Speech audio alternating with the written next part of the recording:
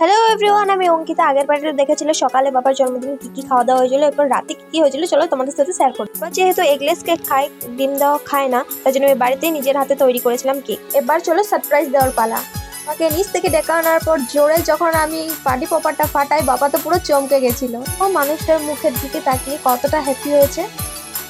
এরকম কিছু বড়ভাবে করতে পারিনি, কিন্তু যতটুকু আমাদের সামর্থ্য সেই অনুযায়ী করার চেষ্টা করেছি। এরপর কেক কেটে বাবা সবাইকে খাইয়ে দিল। প্রথম কেকটা প্রথমে বাবা আমাকেই খাইয়েছিল। চলো এরপর বাবার গিফটে দিয়ে দিই। বাবার গিফটে তোমরাও দেখে জানাবে কমেন্টে যে কিরকম হয়েছে। দিনটার জন্য বুনু আর আমি অনেকদিন ধরে ওয়েট করেছিলাম যে বাবার জন্মদিন কবে আসবে আর আমরা কবে বাবাকে একটা জিনিস দিতে পারবো। বাবাকে অনেকবার জিজ্ঞেস করেছি তোমার কি লাগবে, বাবা সবসময় বলেছে আমার কিছুই লাগবে না, আমার সব কিছুই আছে।